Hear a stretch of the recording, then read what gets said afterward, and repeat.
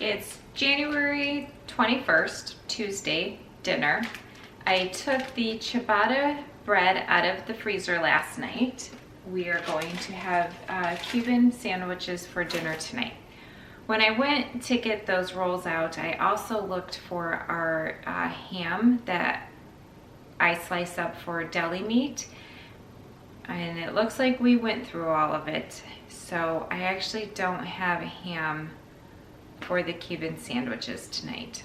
I did have two other options to choose from, one of which I didn't want to do because we are having a ham like dinner later this week, and then the other option was getting out another thing of ham to thaw to then make deli meat. I just didn't feel like doing that task today because if I have to do deli meat for one dinner, I'm going to slice it all up and then repackage into individual type of servings back into the freezer, and it's just not a task I could be bothered with today. I was in my pantry and I discovered this box from an RV trip my husband and I took back in November. I put a ton of produce in this box, and when he unloaded it after we got home, it sat in my pantry and I didn't know. So I discovered this. There's one onion, which I'll use, I'm sure, at some point, but I'm actually going to take just a couple of these potatoes because they're starting to sprout. They're a little soft. One, I think I'm not going to end up using, a real tiny one, but I have my mandolin out. I'm going to wash these and get them into little chip-like shapes, if you will. It's been a long day. My brain isn't braining. So we're making homemade fresh fries. I also then remembered I had this in my pantry, and it's just some salt and vinegar seasoning. So we love salt and vinegar chips in the house, so I'm going to do a smaller batch with that to see how we like it. And so that's going to be tonight's dinner.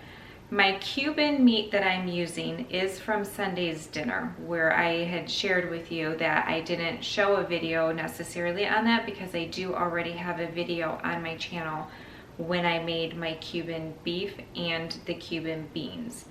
It's a Dutch oven recipe. So anytime I make that, I know there's going to be leftovers, but not necessarily enough leftovers to refeed the family the same type of a meal, but it definitely enough to put over top of maybe some sandwiches. And so that's what I've done ever since. Anytime I make the Cuban bowls, I then always, following up to that sometime in that next week, make Cuban sandwiches.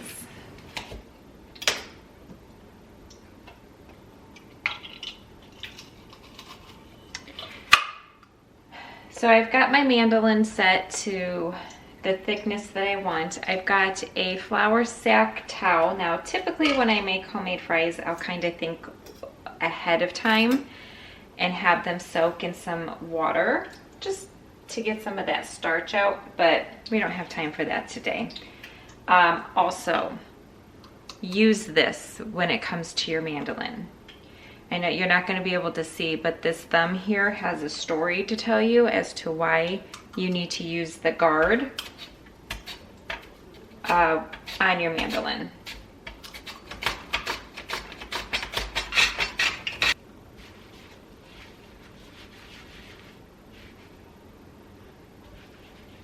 Maybe you know this, maybe you don't, but I just, with a knife, sliced the pork into these nice little shavings, if you will. If you roast any meat, from my experience, a whole chicken, well, the chicken breast mainly, pork, a beef roast of some sort, roast it in the oven for whatever type of temperature, depending on what type of meat it is, for however long.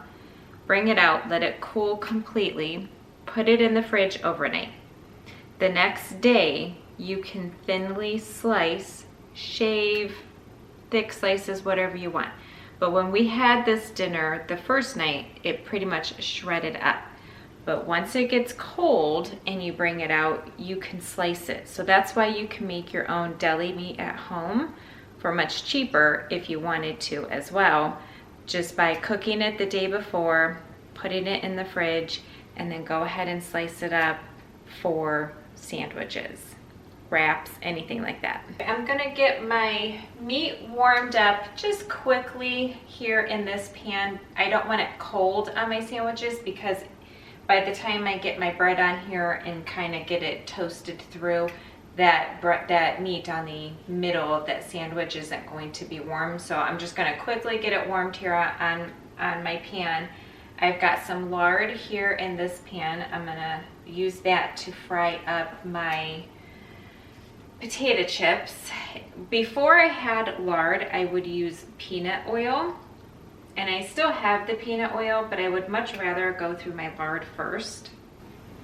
Peanut oil is pretty expensive too, so I'll kind of use it sparingly at this point. Once I'm done using the peanut oil that I have, I probably will not repurchase though, because I would like to replace completely with my lard. Throw one in just to test where we're at. I'd say we are ready. Probably do about 2 batches here.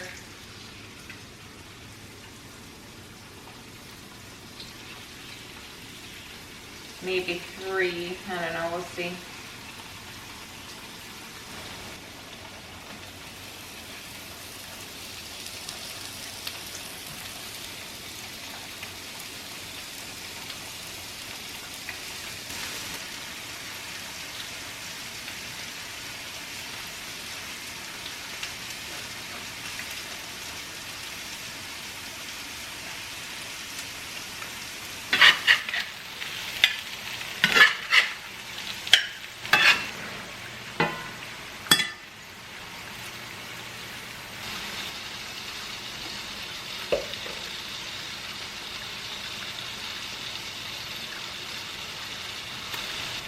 Okay, so I start with a hot pan, a little bit of butter. I'm going to put the bottom half of our sandwiches down.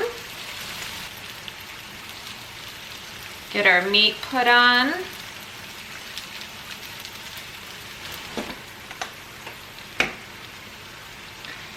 On the top half, I do mayonnaise, Dijon mustard. Just this for my husband and me.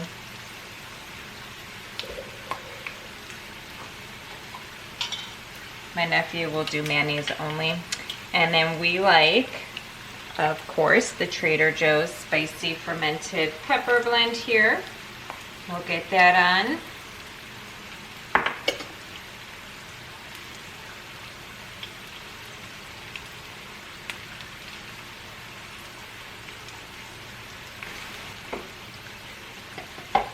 And then pickles, of course, go on a Cuban sandwich. So I like to put those on top of the meat.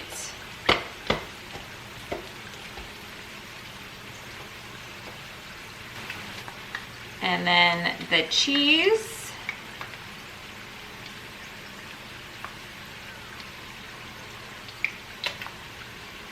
And the top. I like to do my pickles then the cheese. This way the pickles, the moisture doesn't ruin the top bun, and the cheese will hopefully melt over top of the meat and pickles to sort of keep them in place.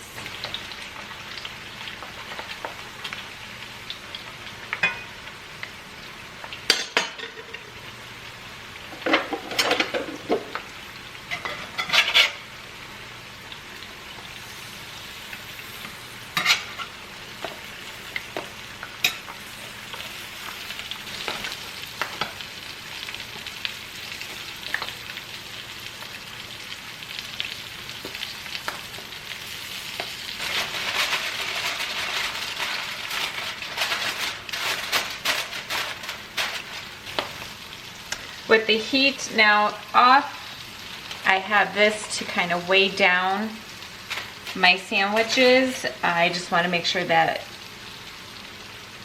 the cheese gets nice and melted.